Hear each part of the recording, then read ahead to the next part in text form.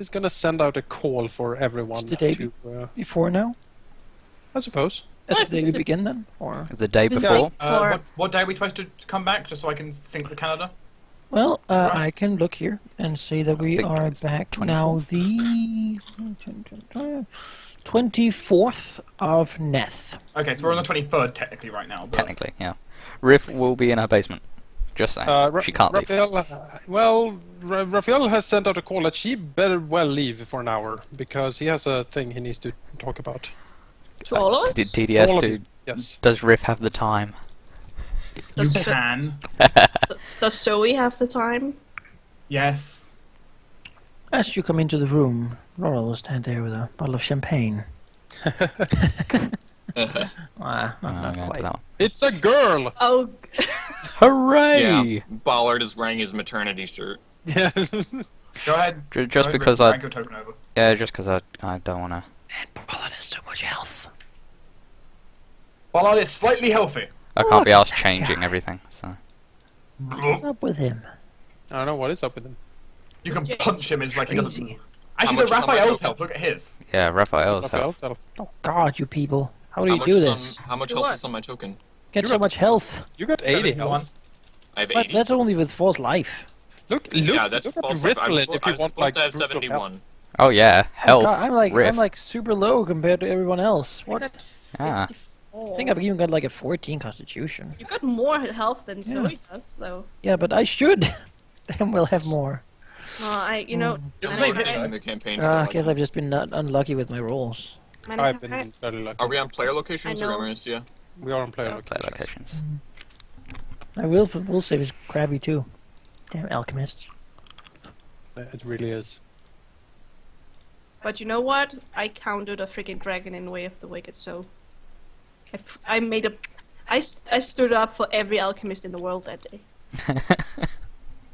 Ballard, get in here. I am loading the map. You know, are we official ice cream buddies now? Yes. Awesome. Yeah. Ballard's a part of it too. All three of us. Ice cream buddies. Ice cream buddies.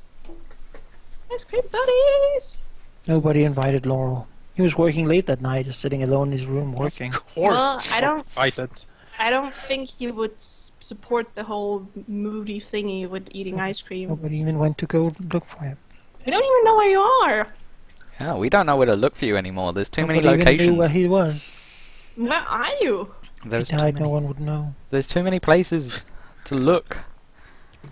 It's tough, The man. city is Tough. huge. It's huge. You have so many places. He does. It's just So much work. You can always get my secretary. Maybe I just kidnap him and put him in my murder basement. Don't kid him, Laurel. Well, is everyone here?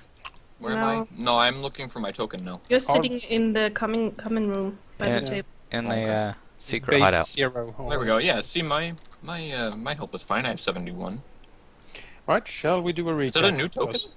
Yeah, let's do a recap. I'm already recording. It might be the wrong token. On Oh, who? Zoe in the... Yes, it's Hey, because Zoe. you got a new armor, so I got a new token for her. It's very good. And I've already changed the token for the ball, so I'm not changing it back. Yeah, Rith coming dressed already. Yeah. She's Putting ready all for the the day feathers in- tomorrow. Yeah, The evening tomorrow. she's putting all the Who feathers in is that?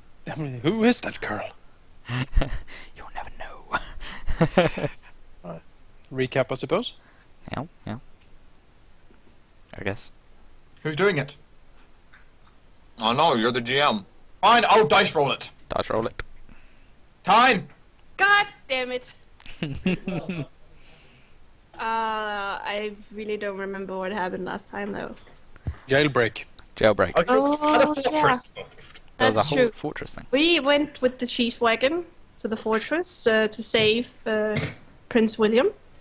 We succeeded in getting in without being detected and knocking out some people, tying them up and hiding them. With the Everyone dragon's thought it- help.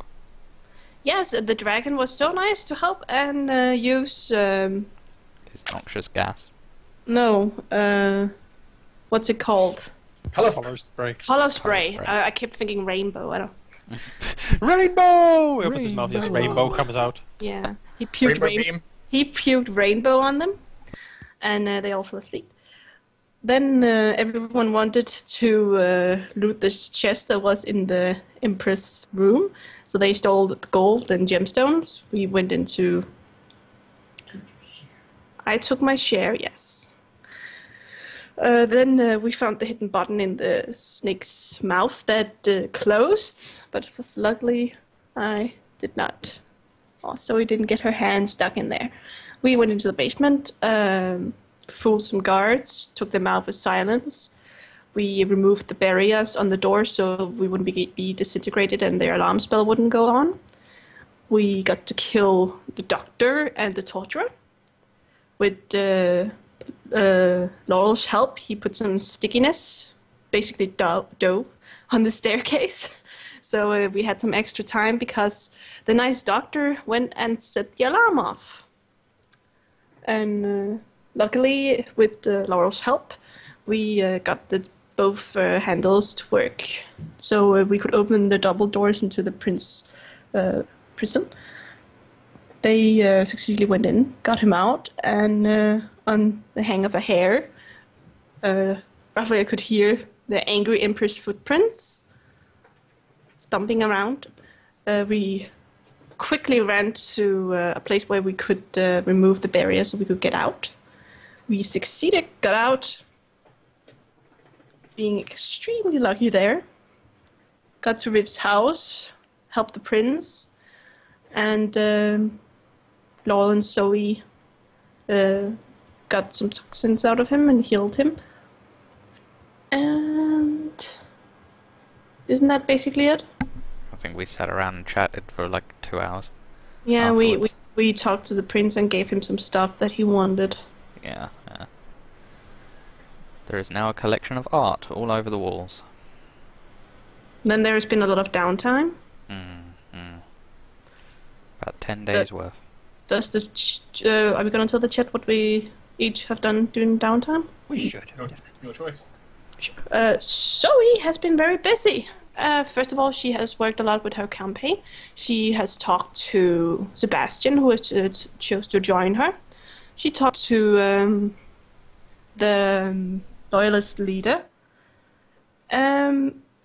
She didn't get her to join her, but she is not as what's it called? Imposed at Zoe. Well, they're more friends than before, and they shook hand and agreed to let the best woman win. So he tried to talk to the baker, but even though he wants to do this, and Zoe will not stop him. She has given a lot to charity and paid a lot of money so people can get free food. And she had a talk with Raphael where she basically came out and told him that she loved him. And she got declined and has spent most of her time in the cellar crying, eating ice cream with Bollard and Refillant. And when they didn't have time to be with her and cry, she has studied up on her new, new topic. She's studying on a new topic that is going to come out at some point.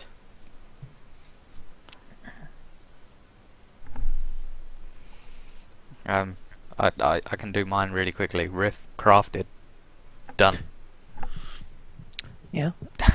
Well, Literally Laurel it. has been doing quite a bit of stuff. He has been making a whole lot of alchemical ingredients. You know, it's good to stock up on what you have, and then he took because he discovered actually now as the Lord Mayor of the Docks District and the Foreign Quarter, he discovered that the Docks District actually allows the Lord Mayor to have a boat, which is pretty cool. So he went out on a sailing trip with Bollard. That was very nice.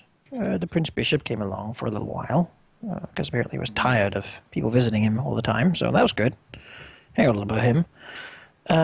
Laurel also bought a manor house, a sort of noble's villa out in the country, because basically it was going on auction and nobody was bidding because it was right where the orcs, close to where the orcs had passed, and people were really afraid they would come back. Nobody was willing to throw like 10,000 gold to that. So Laurel for a little less than that, but still quite a heavy amount at it, and now he owns it. Yeah. And well, what else did Laurel do? Well, he crafted some more.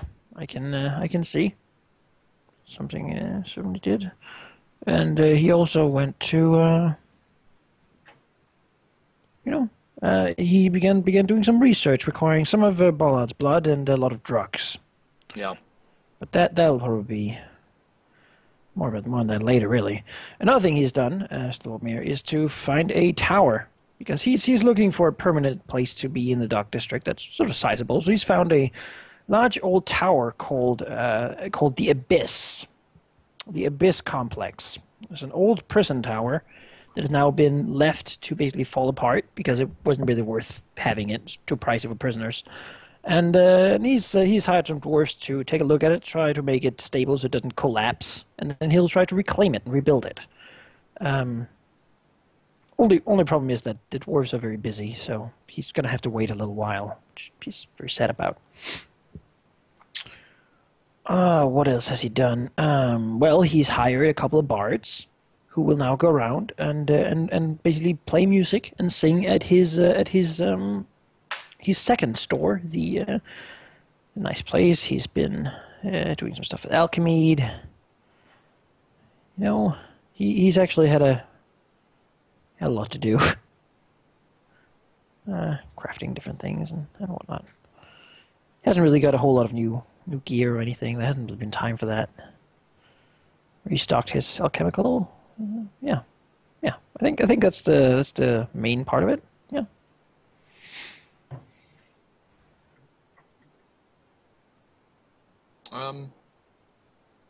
Ballard hasn't really done a ton. He has. Well, actually, yes, he has. I'm totally lying about that. Yeah. Well. So I guess the first thing he did is he went on the sailing trip with Laurel, like he said. But he has also commissioned from Ritherland a new hammer. So we're gonna have not a new hammer, but upgrades to his current one. So he's got a better weapon now, so that's nice. And also what he has done is he has begun kind of talking to Laurel about constructing a building in the Dock District. And Laurel has provided a space for that, I guess. And basically, Ballard is eventually, once construction is complete, going to be opening an exotic meat shop where soldiers, where like hired men, basically go out and slay beasts and then come back and cook the meat and tell you the story of how they killed the monster. And then you get to eat awesome like basilisk or like griffin meat or whatever the shit. So yeah, Ballard is going to make in the Dock District the exotic meat emporium. Or I haven't made the actual name yet, but that's basically what it's going to be. And it's going to be awesome. And that's what Ballard has mostly been doing. He's been drawing up the plans and acquiring funds and doing things for that. Okay. Well, Raphael has been quite busy as well. He has funneled a lot of time, effort, and energy into his dance hall / fencing school complex, and it is now one of the largest buildings and most expensive buildings in all of Northside. He spent quite a lot of effort into that, and especially preparing for what is going to be the grand opening ball. That's going to be, I guess, the next day from where we start this. And everyone is invited, including the Empress, and apparently the Empress is actually coming to the ball, so he is very giddy about that, along with pretty much all the movers and shakers in town. Kind of want to check this place out. So it's gonna be very interesting. He has also been meeting with the Empress quite a bit. She has been fairly upset the last couple of weeks, and. Remember to tell them why she's been upset, Jonas. They don't know yet. Well, the main reason she has been very upset is basically what Tina said in the recap is, we busted out the kid from prison, and that kind of that kind of got her very, very pissed. And needed to work off those aggressions quite a bit. But while doing this, Raphael has also gotten to know the Empress more and more, and they are starting to slowly become close. So that was going swimmingly. Then, suddenly, a huge shock happened, and I suppose this is also part of the general recap. About a week before we begin play here, Raphael was in court with the Empress, sparring and training, when suddenly there was a missive coming in that she needed to basically she needed to sit in attendance because like a diplomatic message was going to arrive, and she's an empress, so she needs to sit on the throne and stuff. So she went off to the throne room and basically dragged Raphael with her, and so he stood he stood in a corner basically looking pretty while she was taking care of business, and the business ended up being quite severe. Because it was a letter or a declaration almost from the Archduchess of. Let me get the map. Alentor. Is the map on this? No. It'll be on. You have to go to the city map. So it's probably a good thing. It's a Lentor. Yeah. But it's probably a good thing for both the stream and the recording to see anyway. Yeah. So the Archduchy of Alentor, which is now highlighted in red.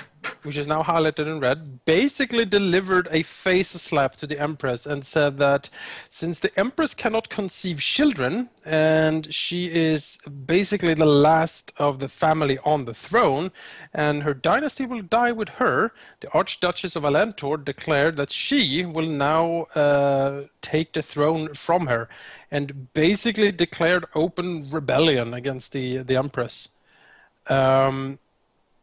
And this like rocked the socks of everyone, more or less. It came completely out of left field and sent most of us for a loop. The Empress basically at this like almost grabbed her weapons and just stormed out of the castle. But Raphael actually managed to stop her, entreating upon her that this might be a trap to lure her out. Basically telling her that her temper, her fury is kind of well known, and to deliver such insults to her would surely be a bait to try to lure her out of the castle and like travel with her armor to Alentor and possibly straight into a trap. So Raphael like cautioned the Empress to try to remain calm and try to sort this out somehow, and she actually listened to him. And called up in her, like one of her private chambers, called up a meeting through a crystal ball, like a scrying stone, with the Archduchess of Alentor. Basically questioning her, like, what the hell or what the hell is the meaning of this? Why are you doing this? And like now when we are at peace for the first time in like several years, now we're going to start war again. And basically they bickered back and forth. And it was quite obvious again that the Archduchess was trying to bait the Empress into declaring like the war first, but the Empress didn't fall for it, and basically this forced the Archduchess to pronounce the declaration of war herself. And at that very moment, Raphael, who's been working furiously in the background to try to figure out what the hell these like switches and orbs and stuff were in this room behind him, managed to figure out a way to transmit what the Archduchess said to like all the major cities of the empire. So he basically hit the switch exactly when the Archduchess declared that she now officially are at war with the rest of the empire and pretends to claim the throne. Basically making this extremely public in the statement, and also, as was the plan of Raphael, making the Empress be on the defensive. The Empress is now in this new climate most likely defending the realm from this usurper instead of invading and attacking an archduchy. So yeah, quite the bit of political skullduggery happened. And that is again, such a great word. Yeah, I know, right? Shenanigans. And Raphael didn't get killed either by the Empress for pushing the switch and transmitting this. She rather just turned around, glared at him and said, "I can use this," and then she like stormed off. So yeah, it's like it's a lot happened. But basically, then she sent off the general to gather to raise the banners and gather the troops for an invasion of Alentor, which is one of the hardest places to invade in the Empire. It's like Russia, and there's a lot of mountains and cold and crap. So There's that's like gonna a be, ridge blocking the way. yeah, there's a lot of mountains blocking the way, so it's really difficult to get in. You basically have to like pull up Belgium with the Duchy of Romont. Mm-hmm. Yeah, it basically it took like 1,000 years for the Empire to break through that like ice ridge, and Won't once they take that long finally this time because they actually have territory on that side of the ridge Yeah, now. But, yeah. But that's how long well, it took. for now so- they have territory. For now, Yeah. yeah. But right now the Empire is riven by civil war once again, and hopefully we'll get that stamped out fairly quickly. I'm sure the Lord General is competent enough to handle it, and the Empress has seemed content to let him do so. She has not taken the field herself this time. Oh wow. Um, Surprised. yeah, so that's that was like the big political thing that happened. So the Downtime's over. not really. There's more. Raphael also. Well, no, I already talked about mine. No, he did. Hated. He's just he's not as wordy as I am. Yeah. Not as verbose. But then also Raphael stole into the Empress's like private archives and found a very interesting book that he took out and brought with him to be read by the party. And that's basically where we're going to be started, because he found some things in that book that are super interesting and kind of throws the Empress and a lot of what's been going on in a kind of different light. So I guess that's where we will start. For real. All right. Yeah. Yes. Raphael, you have called a meeting. I have, yes. Why is all our skin yellow? Oh, I see why. It's a costume. That's weird. It's a Like I said, costume. for Photoshop. That's Okay. you look very Powerful. sick. How are Photoshop go? No, it's the closest I could get it to gold. Malon asked, how old is the Empress and is she human? Yes, she is a human and she is 38 years old.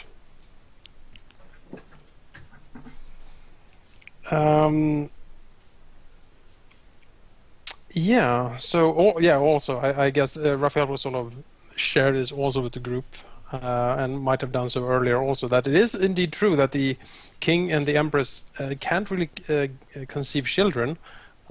First of all, the empress, she's not that fertile, apparently, and she has trouble getting pregnant. It's not impossible for her, but it's just difficult. The real problem, though, is the king, who on a war mission a couple of years ago took a hideous maiming wound that basically leaves him unable to perform his kingly duties in the bedchamber. This thing is sterile. He's God. basically sterile. He is technically sterile, yeah. So yeah, it is certainly Poor true man. that the children. Yeah, poor guy. Yeah, I feel sorry for him a little bit. As much as I hate him, I feel sorry for him. Hmm. Anyway, So, yeah. the power of meetings. The meeting. Power of meetings, go.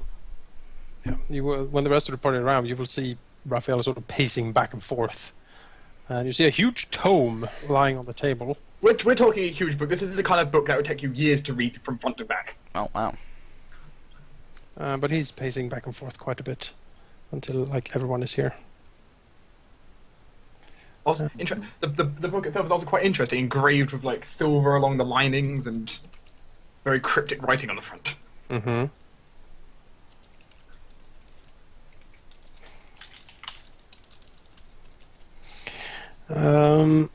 So yeah, with everyone present, he will turn dramatically around and say, "My friends, thank you for coming." He sort of scratches his neck a little bit and says, I really don't know how to basically start this, but I'm not much for these types of war meetings. It is more usually Laurel's business." He sort of waves over to Laurel, frowning down at the book. Well, looks just attentively at him. And then it says, this book, something I borrowed from the private archives of the Empress, was not easy to get, and I might have to return it at some point, frowning down at it. As you can see, it is named Project L, the same letter that was indeed designated for the young heir. Thus, when I saw the book, I concluded that this was probably the project log, so to speak, for his imprisonment, and thus highly interesting to us of its contents. Thus, I have read some of it. Laurel has helped me understand some of the parts as well. It is quite technical. All in all, it seems, correct me if I'm wrong here, sort of looks over to Laurel, but it seems to center a lot around the capturing of magical energies and various theories and techniques to do so. Concluding that cold iron seems to be a brilliant storage material for it.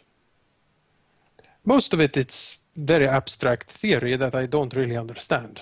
Sort of waves it. Maybe some of the other in the party would like to take a look at some point. But the main thing in this book, he sort of taps at the cover, is that, well, it casts an interesting light on a lot of events that has been going on in the Empire.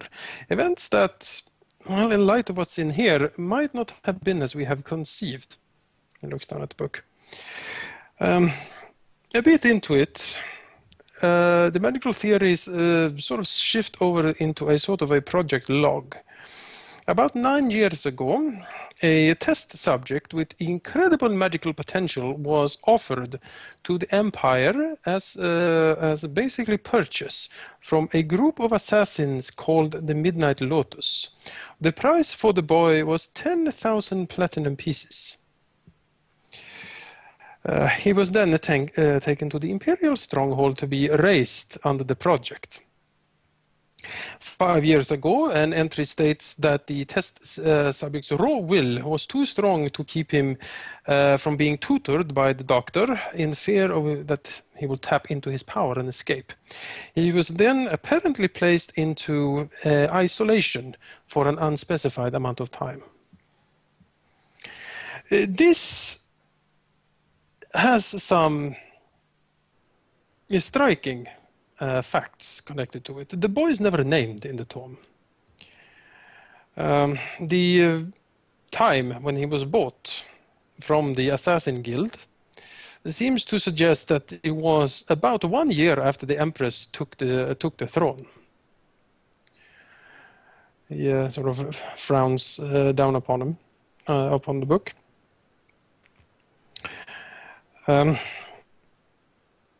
First of all, this leads me to conclude that we now know the name of the group of assassins who actually took down the old emperor. This Midnight Lotus is unknown to me. I don't know anything about the guild. He sort of looks around the room. But it seems obvious that they were the ones staging the attack on the palace. Otherwise, how would they get their hands on the boy?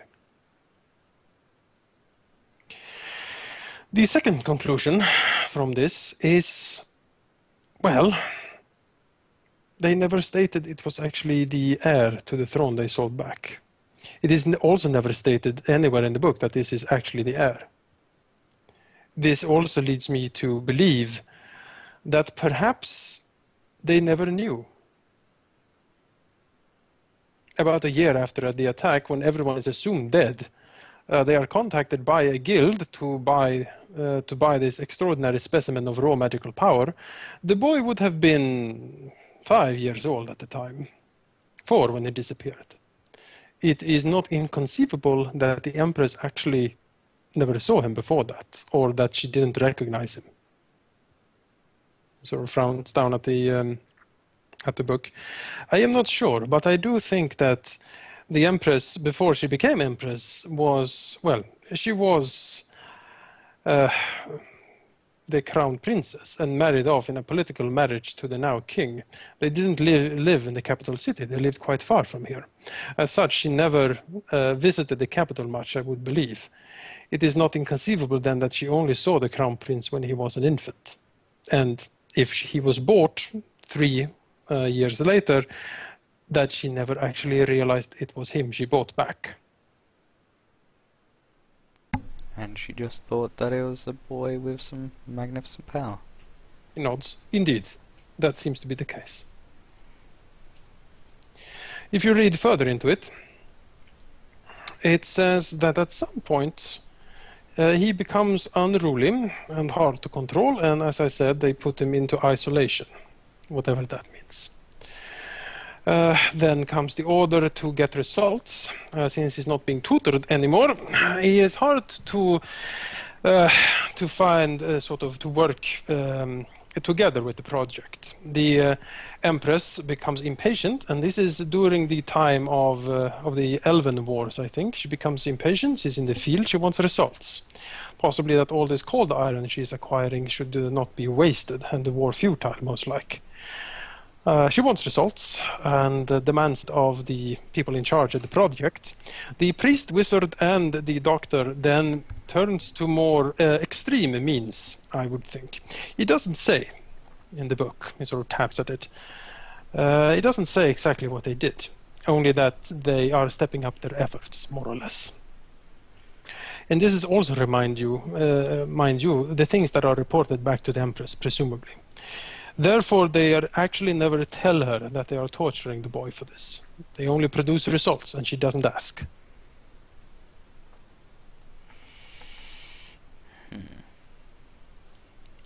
It seems to me then that even if the Empress is not exactly innocent in all of this, she did buy the boy, after all, to raise under a special project. But she never acceded to torture of the boy. She never knew who he was. It seems to me that she didn't know that she had actually imprisoned her own nephew. So we looked to the group. When I was born, my mother and the Empress were really good friends even before. But suddenly, well, it wasn't suddenly, it has always been there, that's what my mother told me. But my mother became even more scared of the Empress and wanted to get away from her.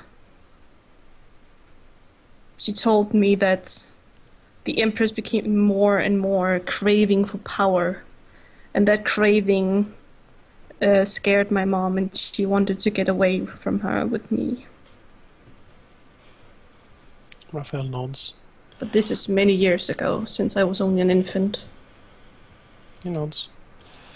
It's true. She has been under tremendous pressure, as far as I can tell, for many years now.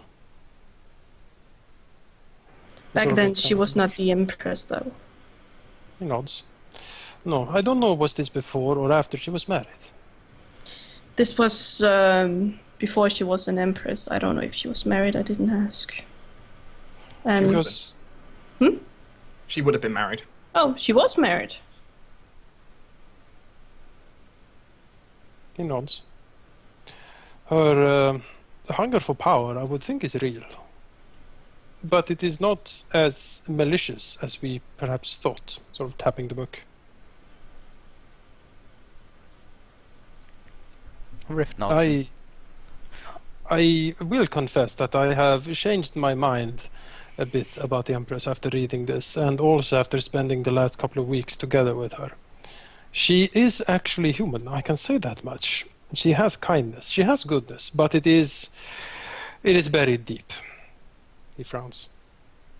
She is beset on all sides. She can't trust anyone, and these constant wars and aggressions and acts of terrorism has her on a razor's edge. She uses the only method she knows, brutality and brute strength, to try to suppress it and maintain order. But she is sleeping. But she did this even before she was the Empress. This what?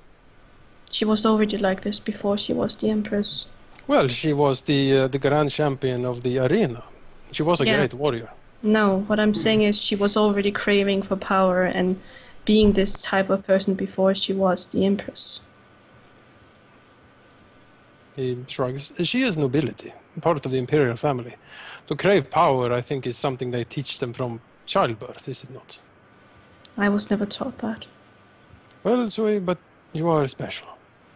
I am not special, I'm just as human as any of you.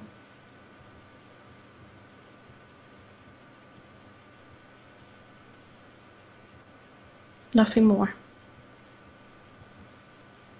He looks down at the book.